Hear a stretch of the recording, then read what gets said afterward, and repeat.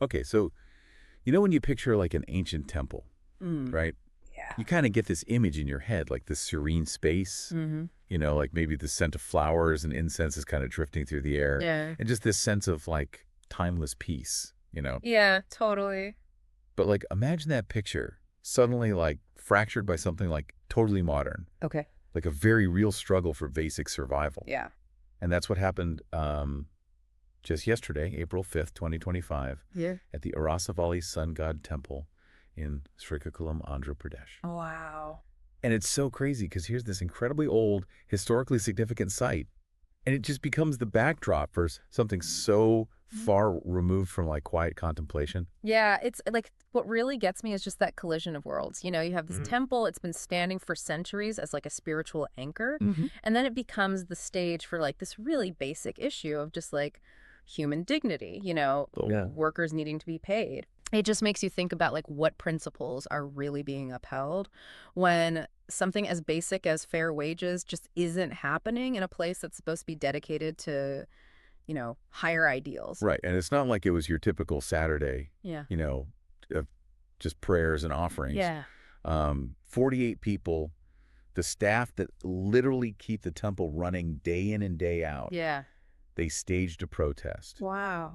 And the reason is just wild. They haven't received a paycheck in 14 months. Oh my gosh. Like, let that sink in for a moment. No, yeah. That's not just like, oh, they missed a payment or something. Right. That's over a year of going without essential income. Like that's a truly shocking level of financial precarity for these individuals, right? Totally. And when you think about what they do, Right. maintaining the cleanliness, distributing the sacred food, like handling the ticket sales, guiding the visitors, Yeah. you realize these aren't optional roles at all. Yeah. They are the absolute backbone that allows the temple to function for the countless people who come, seeking blessings.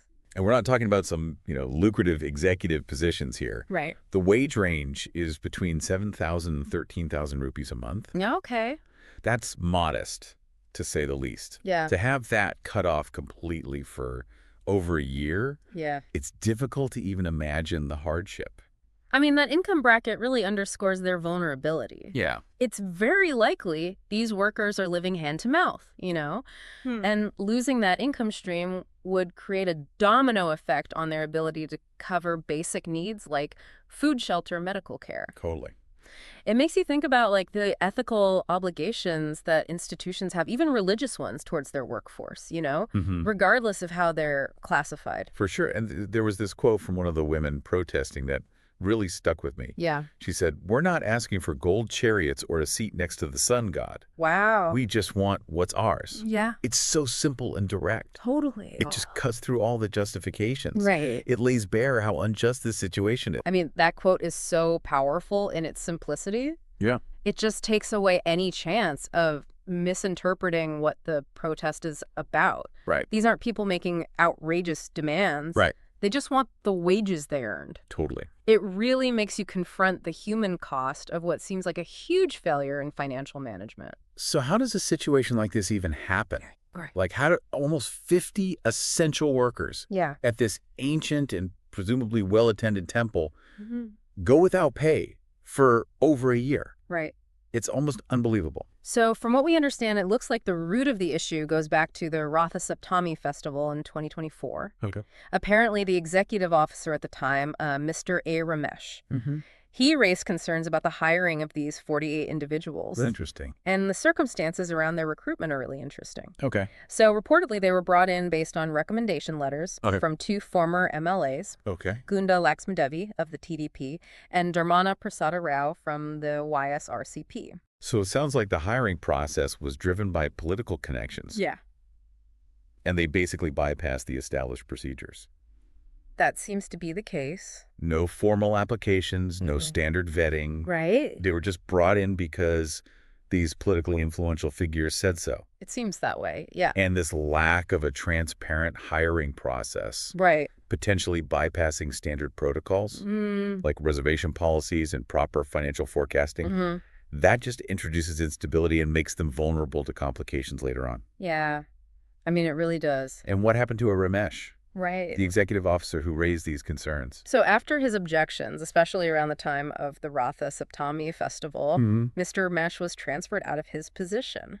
it makes you wonder about the repercussions of questioning these politically connected decisions Right. in these kinds of institutions. Yeah, for sure. So after he was transferred, the funding for these 48 salaries just vanished. Yeah. It's like something out of a bad movie. Well, the fact that the salary funds disappeared right after the executive officer was transferred is a really critical and troubling detail. Totally. It really suggests a connection between his departure and their inability to pay these workers. Yeah. It raises the question of what financial oversight is in place at the temple, Right. and who's ultimately responsible for making sure those wages are paid. So these people have been in limbo for 14 months, Yeah, caught in the fallout of these events. that's a long time. What have they done to try and resolve this?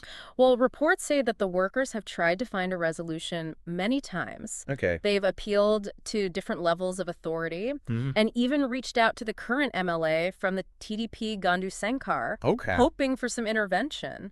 Wow. This really highlights their resilience and their determination to get what they deserve, Okay. despite being ignored and facing inaction for so long. And this lack of payment, it's not just impacting their personal lives and families, is it? No, not at all. It has to be impacting the temple itself. Oh, absolutely. Like, how could it not? I mean, the consequences for the temple's operations are huge. Yeah. If those responsible for hygiene and sanitation are unpaid and probably feeling pretty demoralized, Yeah. you could see a decline in cleanliness. Right. Any disruption to the distribution of prasadam would directly affect the devotees. For sure.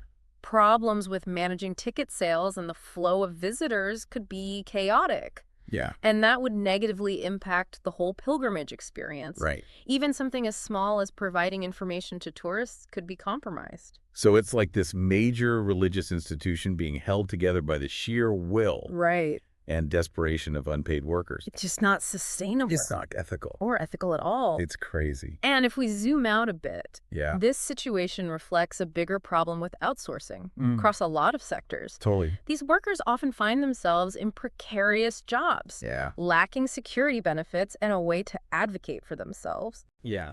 This vulnerability makes them really susceptible to financial problems and administrative oversights. So these 48 individuals in Srikakulam, Yeah. they've become this stark example of that vulnerability, Right. set against this backdrop of a really respected religious institution. Yeah. It's striking. It makes you think about the human element Right. that underpins even the most spiritual of places. This situation really brings to light the values we prioritize as a society. Yeah. When essential workers anywhere are denied their right to be paid on time for their work, it points to a systemic problem that needs attention. For sure. It makes us think about the dignity of work Yeah. and the responsibility of institutions to ensure fair treatment Right. for everyone who Right. contributes to their functioning.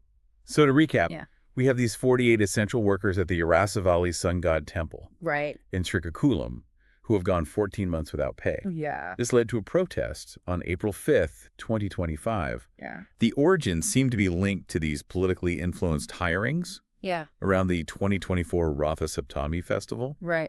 Then the executive officer who questioned those hirings was transferred, and then the money for their salaries disappeared.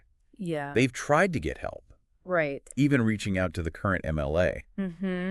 But nothing's been resolved. Right. And this could have huge consequences for the temple's daily operations. It really shines a light on the often invisible realities of outsourced labor Yeah. and how precarious these workers' positions can be. It's really sad. What I find particularly striking is how this issue at this ancient temple Right.